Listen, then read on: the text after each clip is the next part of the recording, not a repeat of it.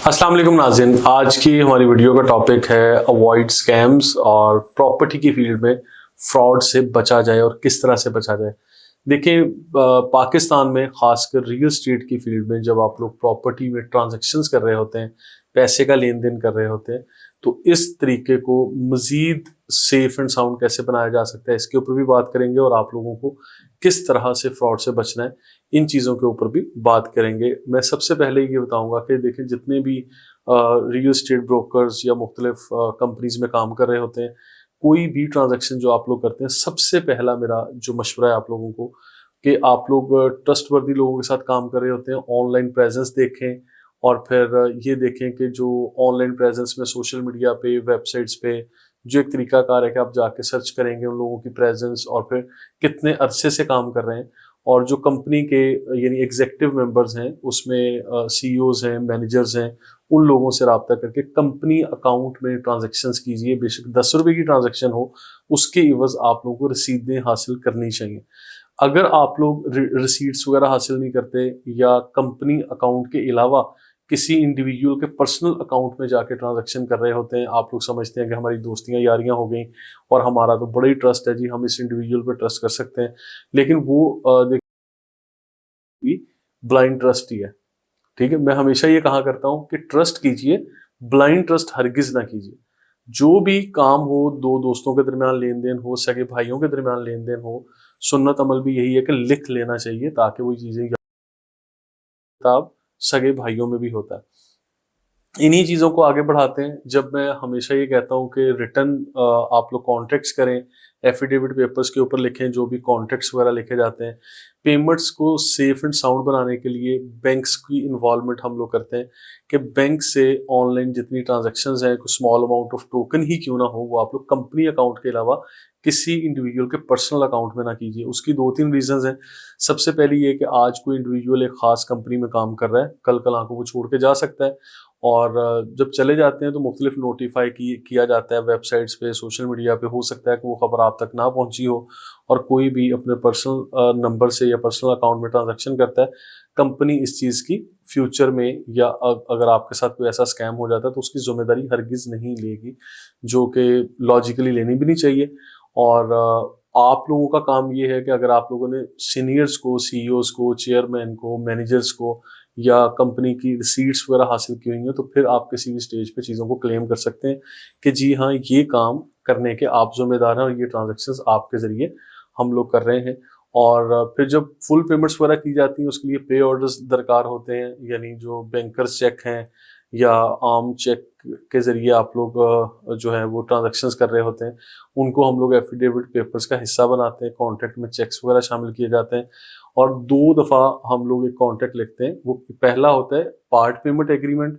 उस एग्रीमेंट में ये होता है कि हमने ये बयाना दे दिया जो 10% या 20% है, remaining amount at the time of transaction, यानी जब ट्रांसफर हो रही होगी उस वक्त या उस दिन में हम सारी पेमेंट्स को मैच्योर करेंगे।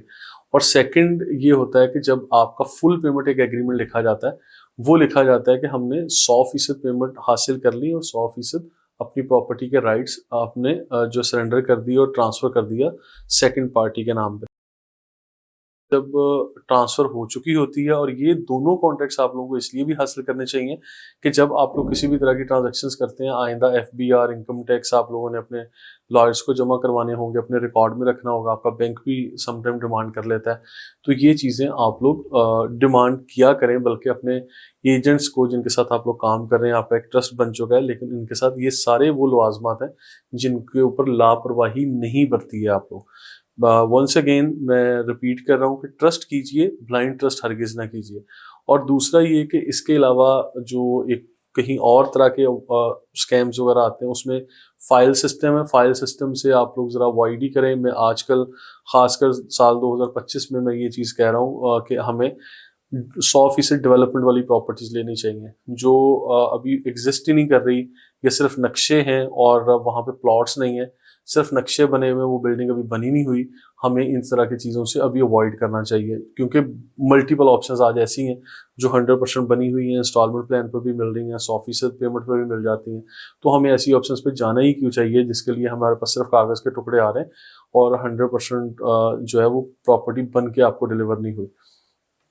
अगर आपकी ऑलरेडी कहीं फाइल्स हैं, कोई ऐसी पेमेंट्स हैं जिनको आप लोग प्लॉट समझ रहे हैं लेकिन वो फाइल है, आप उसको अपार्टमेंट समझ रहे हैं लेकिन जस्ट फाइल है, आप उसको घर समझ रहे हैं लेकिन वो सिर्फ फाइल या कागज़ का टुकड़ा है, तो इन चीज़ों को आज भी मौका है कि आप अपनी इन्वेस्टमेंट को बेहतर अंदाज में मैनेज कर सकते हैं। यानी you can settle your property, अब सिक्योर योर इन्वेस्टमेंट, और उनको 100% बनी हुई प्रॉपर्टी की तरफ डाइवर्ट किया जा सकता है बड़ी आसानी से। उसके ऊपर भी आप हमारी टीम से रब्ता कर सकते हैं। अच्छा, एक तरीकाकार ये है कि अगर आप लोग ये चाहते हैं कि आप लोग 100% बनी हुई प्रॉपर्टी लें, उसको यानी इंस्टॉलमेंट प्लान वगैरह भी हासिल करें, तो इसके लिए भी मैं चाहता हूँ कि आप प्रॉपर्टी को पहले विजिट कर लें।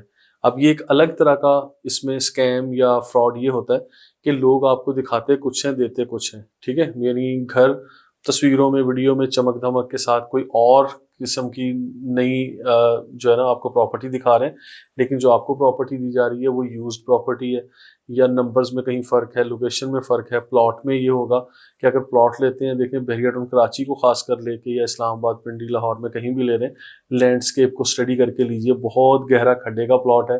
वो प्लॉट एक आम मार्केट प्लॉट की प्राइस से 10 लाख रुपए सस्ता मिल रहा है, लेकिन जब आप वहाँ पे घर बनाने के लिए जाएंगे तो वो आपकी डबल कॉस्ट लग जाएगी कंस्ट्रक्शन की। आपको डबल बेसमेंट बनानी पड़ेगी, रिटेनिंग वॉल्स बनानी पड़ेगी। कंस्ट्रक्शन पॉइंट ऑफ व्यू से सोचेंगे तो डबल तरह का खर्चा आप लोगों के ऊपर पड़ेगा। अच्छा, अगर आप लोगों को सस्ता मिल भी गया, आपने ले लिया, जब आप रीसेल के लिए मार्केट में जाएंगे तो फिर लोग 100 तरह के उसमें जो है वो कीड़े निकालेंगे कि नहीं भाई इसकी लोकेशन ऐसे है, यहाँ पे तो गहरा है, ये तो खड्डा है, ये तो मुझे इसलिए नहीं लेना, इसकी लोकेशन तो डिप्रेशन में जा रही है। तो फिर 100 तरह के यानी नेगेटिव एस्पेक्ट आप लोगों के सामने डिस्कस करेंगे, और ये वही लोग कर रहे होते हैं जो उसी को सेल करने के लिए आपको 100 अच्छे पॉइंट्स पे डिस्कस कर रहे होते हैं। लिहाजा इसी तरह के स्कैम से बचना है।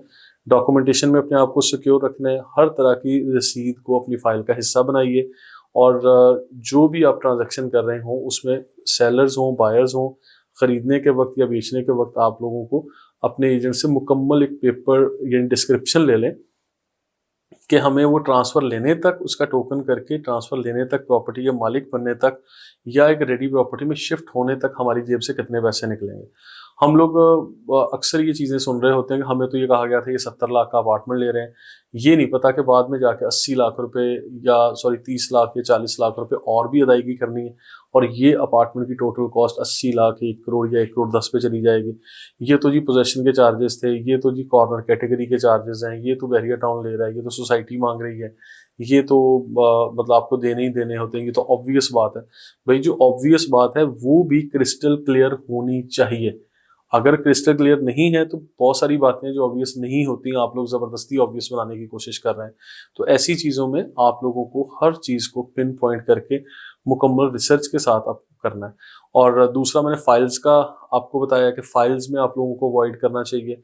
उसमें रेडी प्रॉपर्टी को ज़्यादा प्रायोरिटी दे रहा हूँ, उसकी तरफ जाइए। जब इंस्टॉलमेंट प्लान के ऊपर आपको तैयार चीज़ मिल रही है तो why to go for such properties जिनका भी वजूद ही नहीं है, ठीक है? उसका भी जब टाइम आएगा आइंदा, क्योंकि अभी पिछला एक टेन्योर गुजर गया है, अब आइंदा एक टेन्योर ऐसा अगर आएगा तो उस वक्त सोचेंगे, लेकिन अभी तो 100% रेडी पूरे पाकिस्तान में मौजूद है।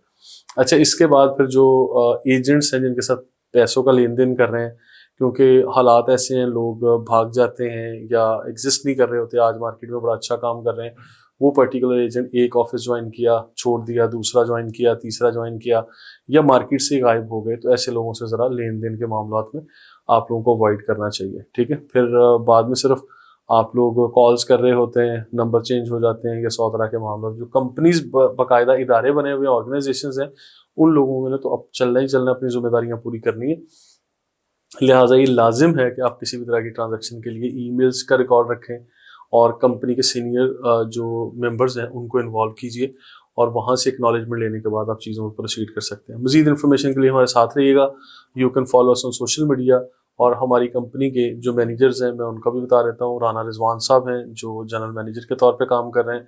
इसी तरह जाफ़र साहब हैं जो CEO Pakistan property leader, CEO PPL के तौर पे काम कर रहे हैं, और राना मुबीन साहब हैं सीनियर टीम लीडर के तौर पे काम कर रहे हैं। इसी तरह रईस साहब हैं, रईस अहमद खरल, वो भी सीनियर टीम लीडर के तौर पे काम कर रहे हैं, और मैं खुद राना अदनान मुदस्सर, चेयरमैन पीपीएल, और इसी तरह मुख्तलिफ दोस्त और भी हैं जो हमारी कंपनी में मुख्तलिफ डेजिग्नेशन पे काम कर रहे हैं। हमारी वेबसाइट पे जाके आप लोगों को सबकी एजेंट्स की भी, सीनियर जूनियर सबकी तफसीलात वहाँ से मिल सकती हैं। मज़ीद इन्फॉर्मेशन के लिए हमारे साथ रहिएगा। Thank you so much.